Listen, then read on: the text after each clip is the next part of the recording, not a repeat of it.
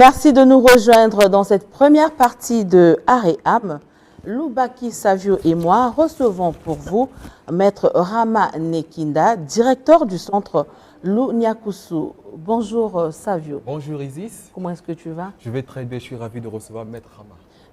Maître Rama, bonjour. Bonjour Isis. Alors, avec vous ce matin, nous évoquons les alternatives de la prostatite. Vous êtes directeur du centre Lounyakusu. Dites-nous, que veut dire Lounyakusu? Et c'est en quelle langue déjà? Maton Domingue et Yaya Isis. Lounyakusu, c'est déjà pour commencer en langue kikongo, au kituba, et en lingala, on peut dire lobiko, qui voudrait simplement dire la guérison. Donc c'est le centre Lobiko. Voilà, le centre Lobiko, très bien. D'accord. La prostatite est une inflammation de la prostate, une glande située sous la vessie chez l'homme. Et la prostatite, elle présente des symptômes comme des douleurs au moment d'uriner et de l'éjaculation. Alors, d'après votre expérience, Maître Rama, dites-nous quelles sont les causes de la prostatite.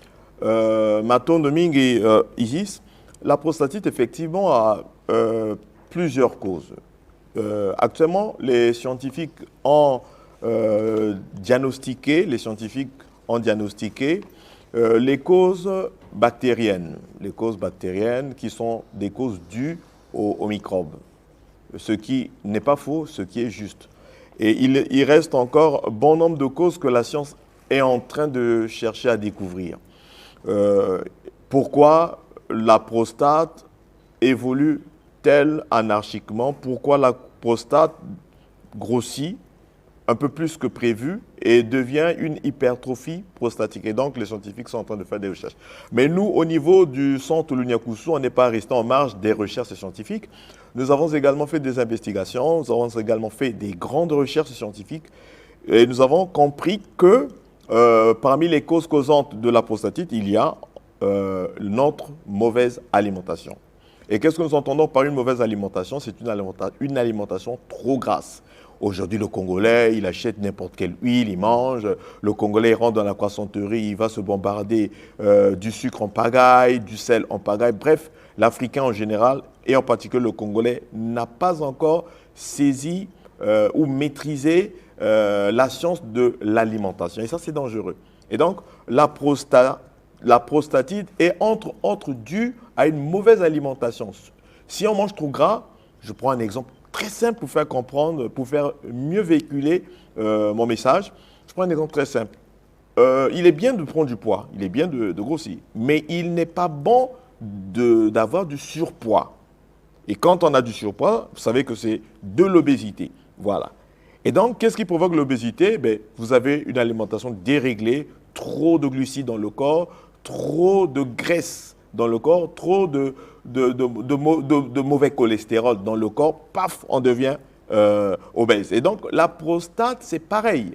Si on mange des aliments qui sont trop gras, or l'alimentation industrielle qui nous est proposée et même imposée, elle est trop riche en sucre, trop riche en sel, trop grasse. Tout ce que nous mangeons, enfin moi je ne mange pas ça, mais enfin tout ce que la majorité des Congolais et des Africains, pour la plupart, consomment, c'est de la charcuterie, saucisson, jambon et tout ça là. Et ces aliments sont gras. Et ça va nous rendre la prostate obèse. J'utilise des expressions un peu plus faciles pour comprendre, pour faire passer le message sur notre opinion. Maître Rama, vous venez de dire à l'instant la prostatite évolue anarchiquement. Mais sur une pyramide des âges, quelle est la tranche d'âge la plus exposée à cette maladie? Bien. Normalement, à partir de 45 ans. Voilà pourquoi vous les jeunes, nous sommes tous jeunes, mais enfin, vous êtes plus jeunes que nous. Vous les jeunes, merci. Vous les jeunes, vous devez faire extrêmement attention avec votre prostate. À partir de 45 ans, si vous n'avez pas eu une alimentation saine, si vous n'avez pas pratiqué du sport, si vous vous êtes exposé à des rapports sexuels non protégés, vous allez, à partir de 45 ans, subir une hypertrophie de la prostate. Donc, c'est à partir de 45 ans que la prostate commence à prendre du volume. Voilà. Mais en dessous de 45 ans, on a moins de chances d'attraper une prostatite, moins de chances. Par contre, il peut arriver. Si on a été exposé à des rapports sexuels, on a pratiqué des rapports sexuels non protégés, on s'est ramassé autant de bactéries, de microbes et autres, ben, ça peut infecter la prostate. Ouais. Et on a eu une mauvaise alimentation. La jeunesse aujourd'hui, c'est l'alcool, croissanterie. Quand on a avec sa petite gonzesse, on va à la croissanterie. Cigarette. Voilà. Pardon? La cigarette aussi? Non. La cigarette atteint beaucoup plus le foie. La nicotine, ouais. Ça bousille le foie. L'antiprostat est un produit naturel fait à base d'ingrédients naturels que vous utilisez dans le traitement de la prostatite. Oui. Est-ce que l'antiprostate traite toutes les sortes de prostate? Oui, de prostatite, pardon. Merci, Matondo Mingi. Il y a Isis. Isis, c'est une reine d'Égypte. Vous n'êtes pas n'importe qui. On parle de la prostatite, merci. Donc, voyez-vous, merci. Alors, voyez-vous, le centre Lunyakoussou, nous sommes des scientifiques. Le scientifique, ce n'est pas quelqu'un qui vient faire de la théorie, c'est quelqu'un de la pratique. Il faut faire des recherches, il faut inventer, il faut créer, etc. Et donc, au niveau du centre au niveau du centre Lunyakoussou, ou l'Obiko, nous avons fait énormément de recherches et inventé, fabriqué un médicament dénommé antiprostat. Et ce produit naturel, on appelle ça dans le jargon de la phytothérapie, un phytomédicament. Phytomédicament veut dire un médicament naturel, sans produit chimique. Et donc, nous avons fabriqué ce phytomédicament qui guérit toutes les formes de prostatite, toutes les formes, sauf le cancer de la prostate. D'ailleurs, je suis en train de faire des recherches pour sortir un produit contre les cancers de la prostate. Mais pour revenir sur le cancer, sur la prostatite, et pour parler de l'antiprostate, ce produit soit n'importe quel type de prostatite. Et nous avons, je sors de Pointe-Noire, on a expérimenté ça à mort à Pointe-Noire, à Dolisie, et même ici à Brazzaville, avant que je n'aille à Pointe-Noire. Au bout de 2 semaines, les patients souffrant de la prostatite ont constaté qu'ils commençaient à bien uriner parce que la prostatite vous donne des inflammations. Parmi les syndromes, il y a les inflammations, des douleurs pendant la miction, il y a une polyurie, on urine beaucoup, c'est ça la polyurie. Il y a le jet spermatozoïdal ensanglanté, c'est-à-dire on éjacule avec du sang. Donc, les patients qui ont pris l'antiprostat, ce produit qui est fabriqué, on n'est pas égoïste, on est un peu ce type d'Africain éclairé qui essaie de mieux faire. On ne va pas vous cacher certaines choses. On fabrique ça à base des produits naturels et plus précisément des courges. Les courges, voilà. Donc même sur la notice du produit, vous verrez que produit fabriqué à partir des courges. Pourquoi les courges? Parce que dans les courges, vous avez le zinc. Le zinc est un oligo-élément qui prévient la prostatite, qui guérit les inflammations prostatiques, qui guérit la prostatite. Mais en parlant de ce produit fabriqué, quelle est la durée maximale de ce produit contre la prostatite? Vous voulez dire quelle est la durée du traitement? Oui, c'est 30 mois. 30 jours, pardon, 30 jours. Donc 1 mois. Voilà. Donc je reçois des patients souffrant de la prostatite et je les soigne en 1 mois. C'est quasiment un miracle. Parce que c'est une maladie au niveau de l'hôpital qui est citée parmi les maladies chroniques. Et ça prend du temps, les maladies chroniques prennent du temps. Et l'hôpital, la médecine dite moderne, propose des chirurgies. Je dis pas que c'est mauvais, mais on a fini par comprendre que la chirurgie n'était pas vraiment la solution idoine. Pourquoi?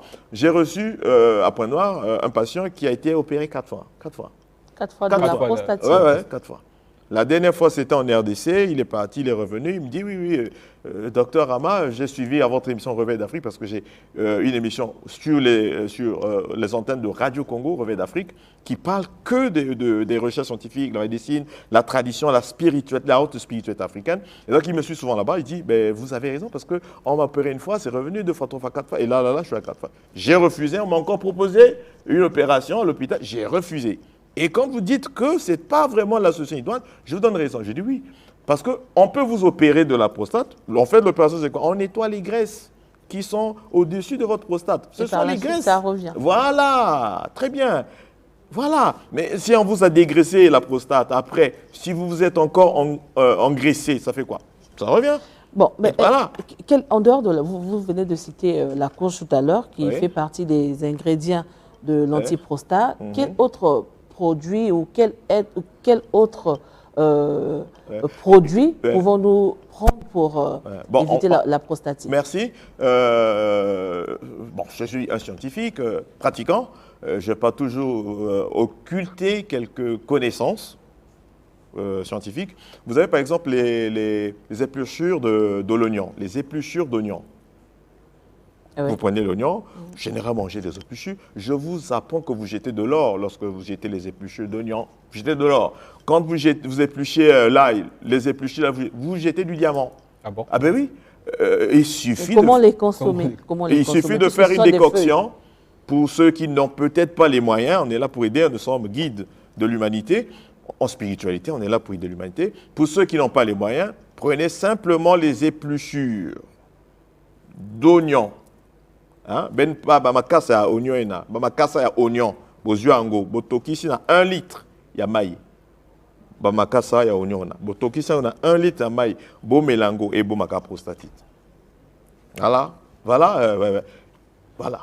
Mais en parlant des habitudes alimentaires que vous venez d'élucider au début de votre prélude, Oui. quelle habitude alimentaire et de vie conseillez-vous pour réduire le risque de développer la prostatite? Il faut manger moins gras. Les aliments gras sont plus dangereux que le sucre.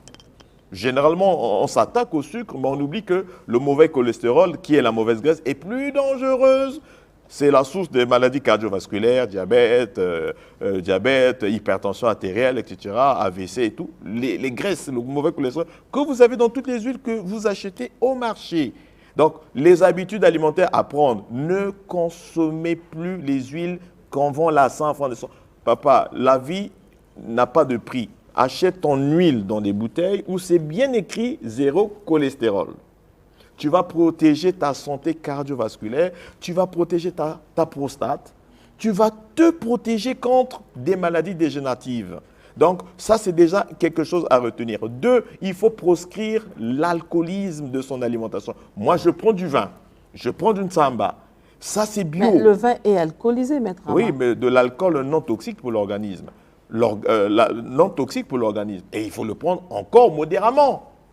Oui, parce que nous avons besoin d'alcool. Si quelqu'un vous disait qu'on n'a pas besoin d'alcool, c'est faux, parce que même dans les légumes, dans tout ce que nous mangeons, il y a de l'alcool, mais en miniature. Donc, on peut prendre du vin pendant le manger, c'est très bon, c'est un antioxydant, c'est contre les maladies, du cœur, le vin. Le vin. Voilà, le vin. Et aussi, ça vous protège contre les cancers. Mais en mangeant, c'est très bon. Même Yeshua, il prenait du vin.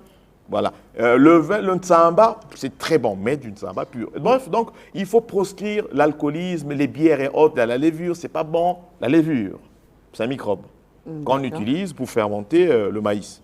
Et dans l'organisme, c'est pas bon. Donc, il faut manger en gros Est-ce sain. qu'il faut consommer de l'huile de palme? On peut préparer avec de l'huile de Bon, palme? il y a un débat là-dessus, un débat scientifique là-dessus. L'huile de palme est bonne. L'huile de palme a aussi ses conséquences. Bonne, mais aussi ses conséquences. C'est vraiment un grand débat scientifique là-dessus. Ce que je peux conseiller à nos frères et sœurs, c'est de consommer une huile de palme très, très, très bien bouillie.